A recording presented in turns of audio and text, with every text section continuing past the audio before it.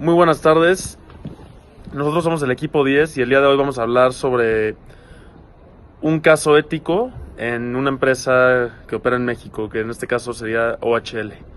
Nosotros somos Bernardo, Liz, Edel, Emilio y Alfonso. Bueno, para poder entrar a este tema, primero necesitamos entender lo que es una licitación. Una licitación en términos empresariales es el proceso reglado mediante el cual una organización da a conocer públicamente una necesidad. Solicita ofertas que le satisfagan, evalúa estas ofertas y selecciona una de ellas. En otras palabras, se refiere a un proceso de subasta. Mi compañera va a continuación a explicarles un poco más sobre OHL.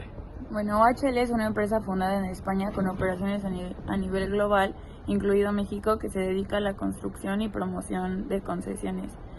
Un antecedente de la empresa es que la empresa tenía operaciones en el Estado de México con el mayor control de las concesiones. Para describir un poco el caso de la empresa, ahora tenemos que explicar un poco lo que sucede, que pasó con OHL. Se dieron cuenta unos empresarios mexicanos que muchas de las concesiones que tenía la empresa se dedicaban a estafar al gobierno mexicano, puesto que no registraban completamente todas las operaciones que tenían en sus operaciones, tomando principalmente el caso en el circuito exterior mexiquense. Lo que ocurría es que, pongamos un ejemplo en el cual dentro de esta carretera, si circulaban 10 coches, la empresa solamente registraba 7 y los otros 3 no se registraban. Entonces ese dinero se quedaba dentro de la empresa.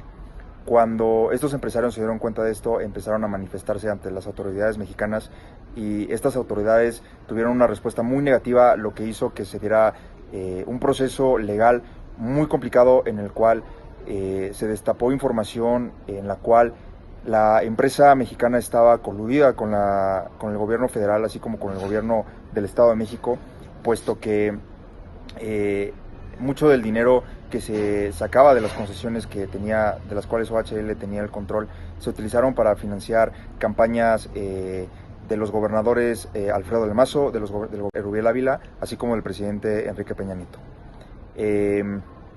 Esta información empezó a pegar fuertemente en los estados financieros de la empresa, así como en sus acciones, en el precio de su acción.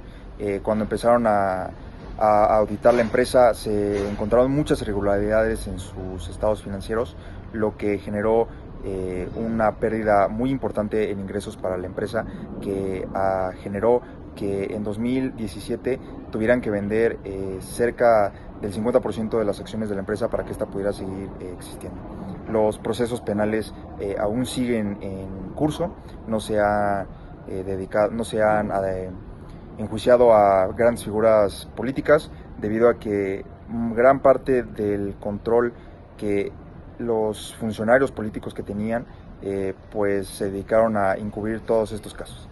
Actualmente los casos siguen, principalmente con el exsecretario de Comunicaciones y Transportes, Gerardo Ruiz Esparza, que ha sido el principal involucrado, puesto que él fue quien se dedicó a entregar todas las concesiones dentro de la empresa.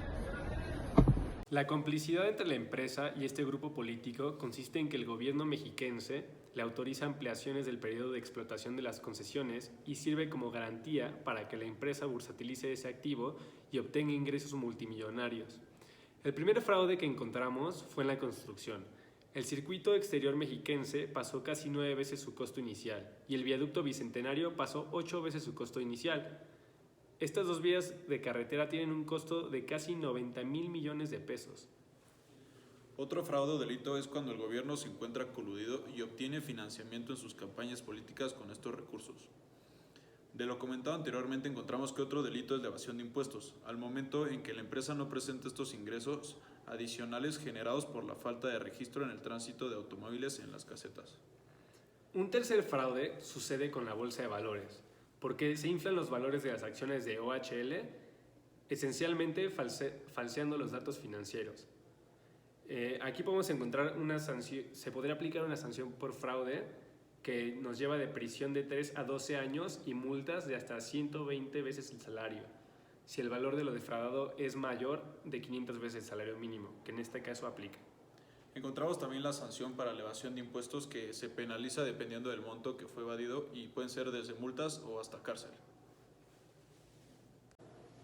El impacto personal es que estos delitos, al pasar desapercibidos ante el público en general, es difícil tomar decisiones financieras dado a la baja credibilidad de estos, y por eso consideramos necesario informarse lo mejor posible sobre lo que hacen las empresas. Por otro lado, puede afectar tu integridad y tus finanzas, ya que al estar coludidos con el gobierno pueden ignorar el incremento de tarifas y normas de calidad. Esto se debe a que el gobierno recibe beneficios económicos generados por estos delitos. Profesionalmente, esto nos enseña que al momento de nosotros presentarnos en una situación similar, debemos actuar correctamente, ya que las consecuencias pueden ser muy graves y afectar a miles de personas.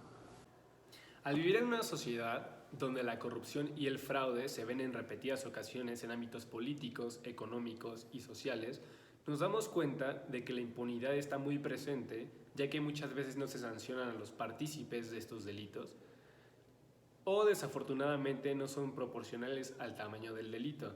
Esto lleva a perder la credibilidad en el sistema político, financiero y judicial, ya que dependemos de estos y no aplican las sanciones como deben de ser. Nosotros llegamos a la conclusión que, como resultado de falta de aplicación correcta de las sanciones de estos delitos, se han vuelto recurrentes. Si se aplicaran las leyes de forma correcta como tiene que ser, sin importar si es una empresa multimillonaria o un político, estos delitos disminuirían considerablemente por el miedo a terminar en la cárcel o pagar una multa multimillonaria. Esto llevaría a la sociedad a pensar y actuar conforme a la ley.